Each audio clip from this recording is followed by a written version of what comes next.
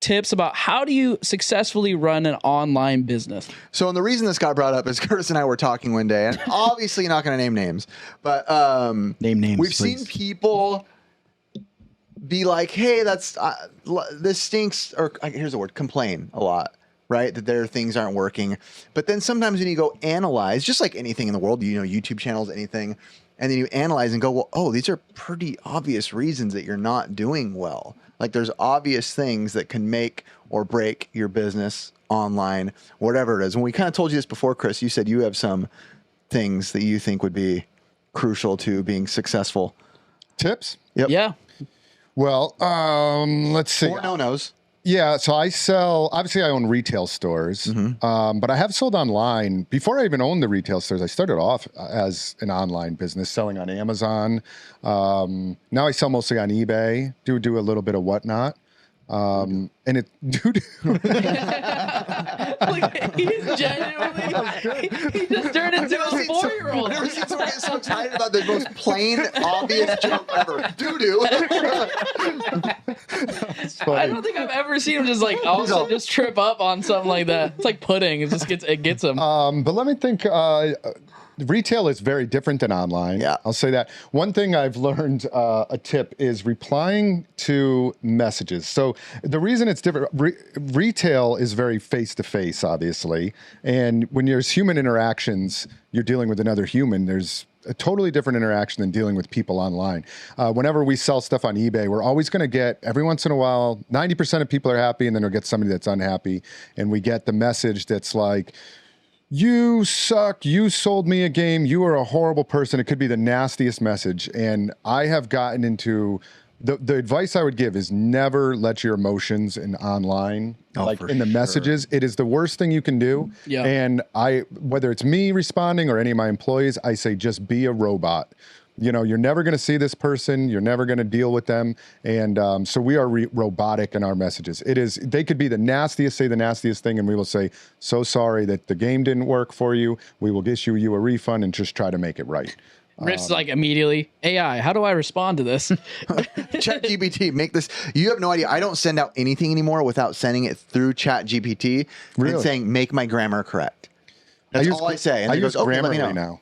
Grammarly for all my emails and I mean, that's everything. smart for it's online. so good. That's another online tip. If you're going to send out emails, have proper emails go out. Grammarly is huge. Copilot's good for me. Copilot, yeah. Does the same thing as Grammarly? Yeah, it's great. Yeah. So I probably have other tips, but that'd be the first one I would give. Okay.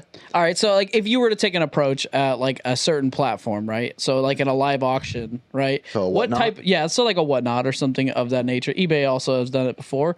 What would you approach that in like positive tips ways? Like For like a whatnot, I mean, I would say even for Encore, which is we're helping them launch their retro game category, which has been great. This is not sponsored, but it's been awesome. It's basically like eBay, but imagine when you go to take a picture, it says no picture, only little video shorts allowed. So it's kind of like TikTok mixed with eBay. But I would say my biggest tip for anyone with that is put your best foot forward.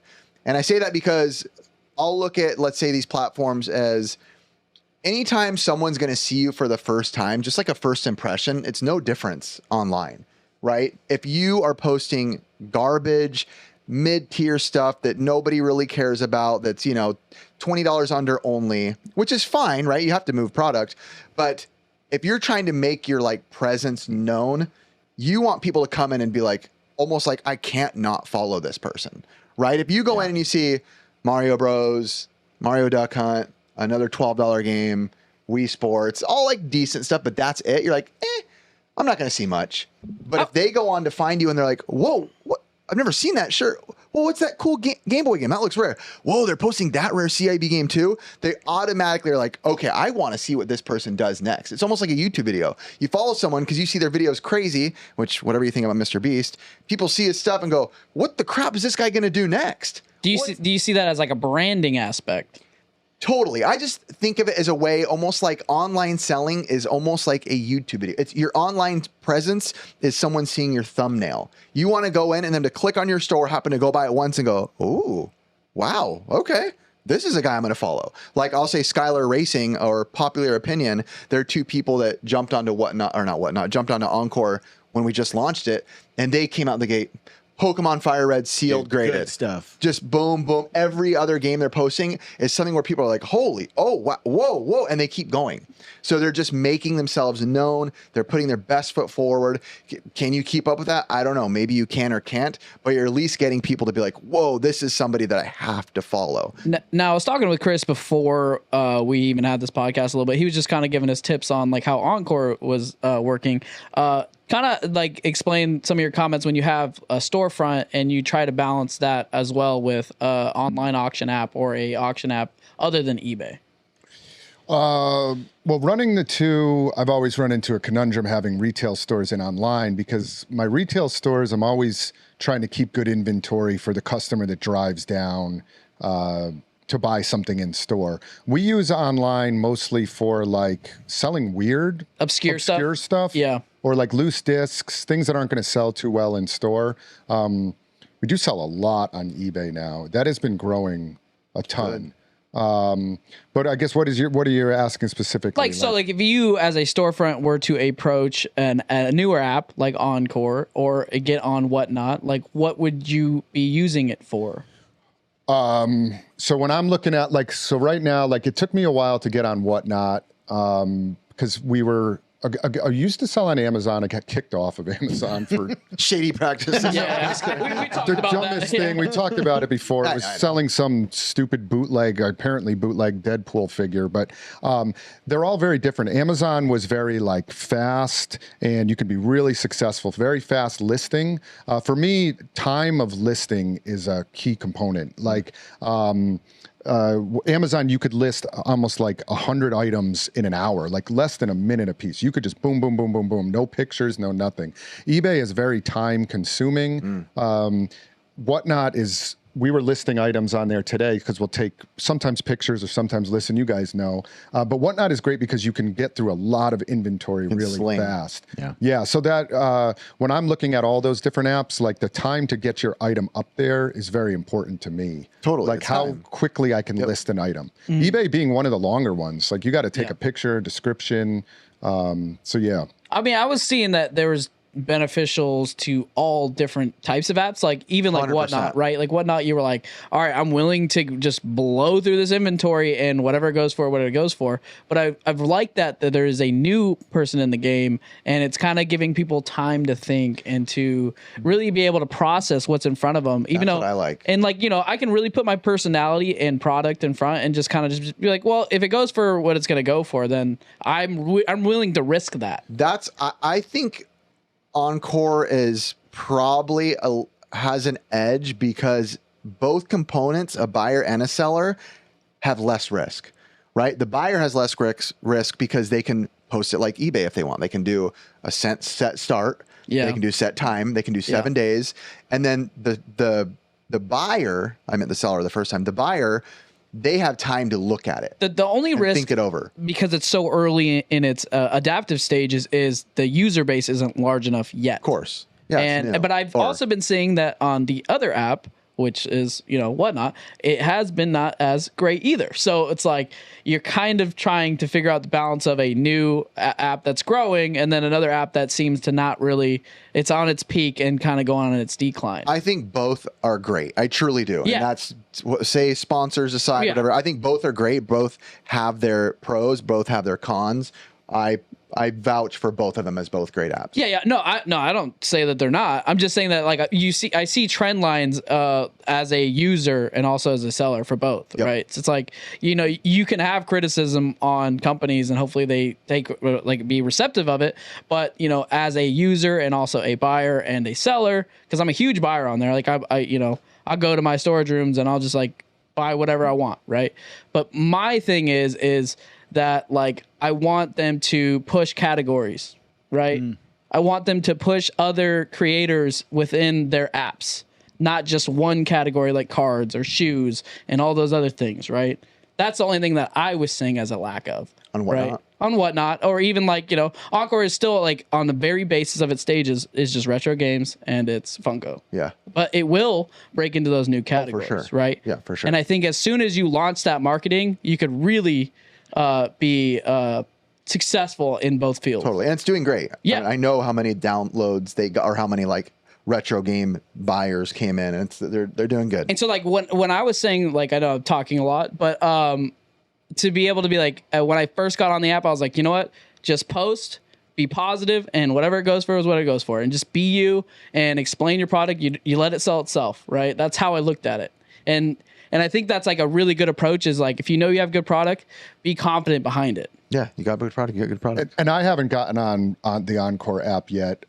Again, going back to what I said earlier, time for me, like the way where I'm at selling right now, it's not like I have 10 items. Yeah. I'm just like, okay, I want to sell these 10 items. And I might find a way to use the Encore app. But right now, like in our back online area, I mean, I probably have 1,000 items that need to be listed. And so when I talk about the speed of it, You want to sell them for 60%? maybe not 60. I'd be happy with 80. But I am very like, how fast can I list? Now, the Encore app might get to a point where I'm like, okay, maybe these items are for Encore. I don't know if I could ever see myself with 1,000 items, like doing a video for Yeah, because they every one. want more premium items. They don't want people, I mean, obviously that's any app, right? They don't.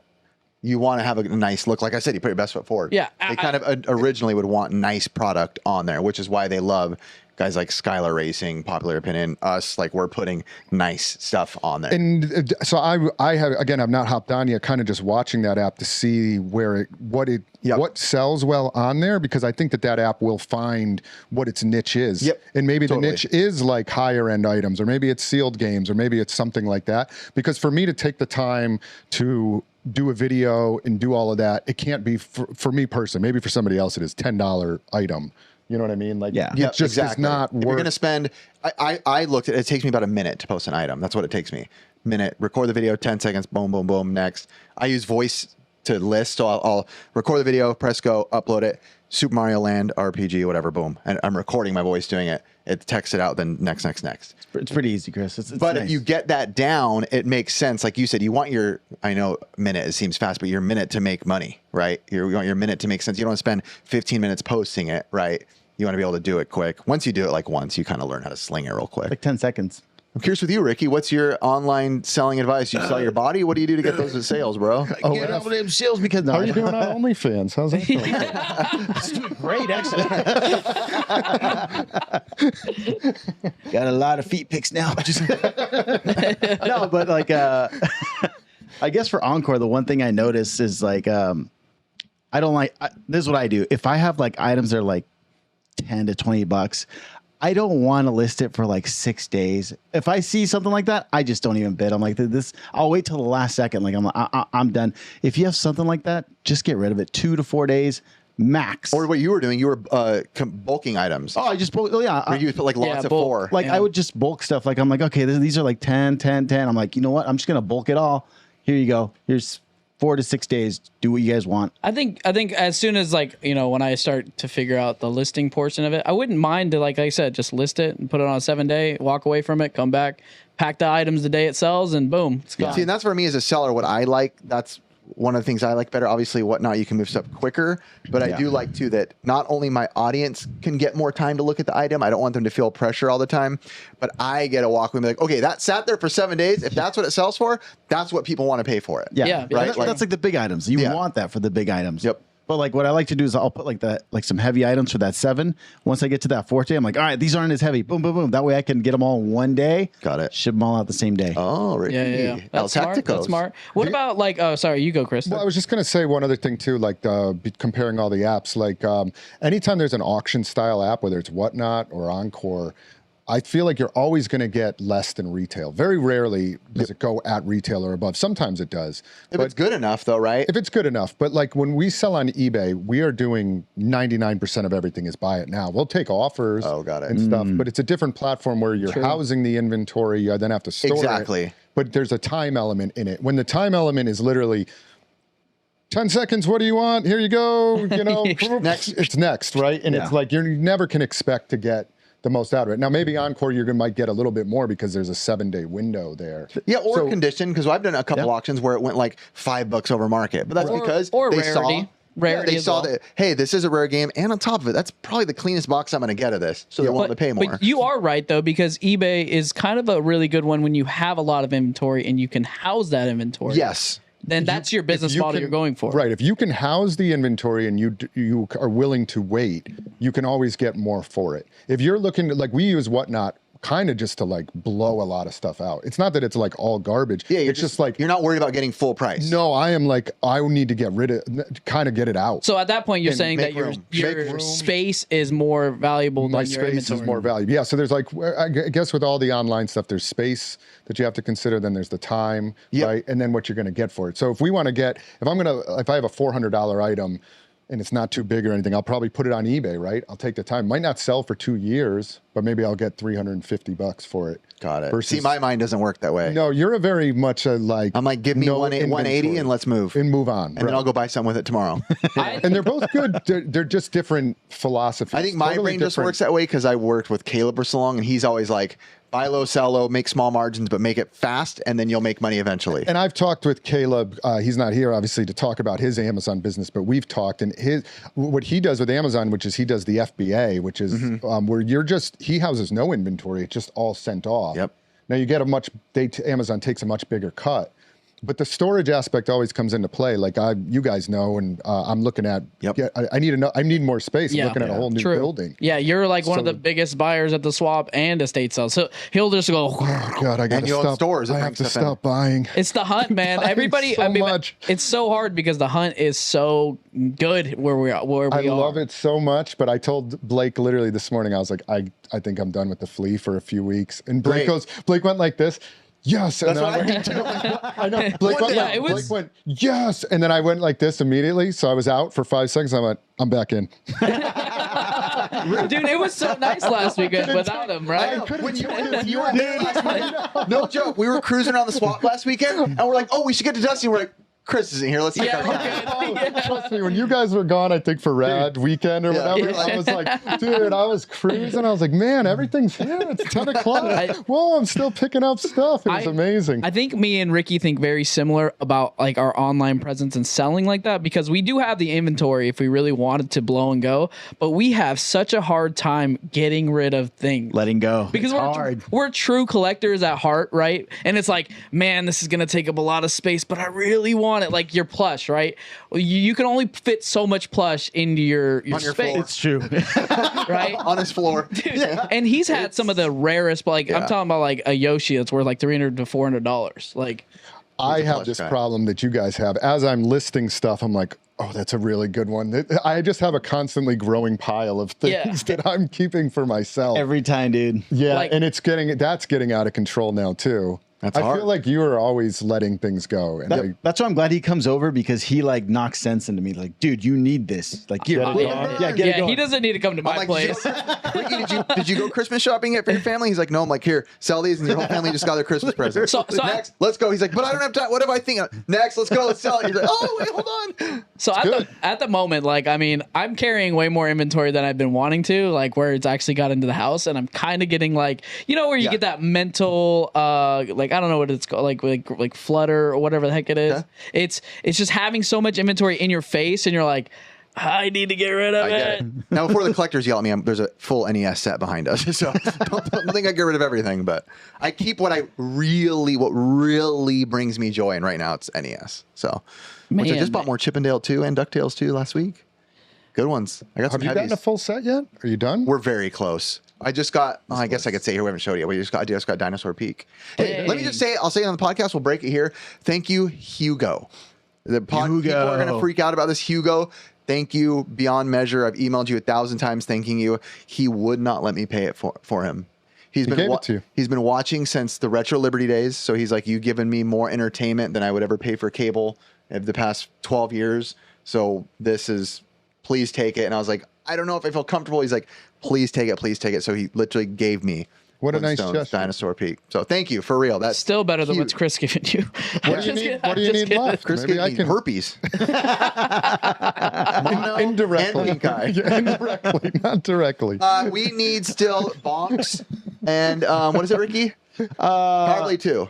Panic Restaurant. Oh, I thought you got Power Blade 2. No. Dang, I might Box is have a a big Power one. Blade too. I don't know if I have a Bonks or a Christmas Panic is coming.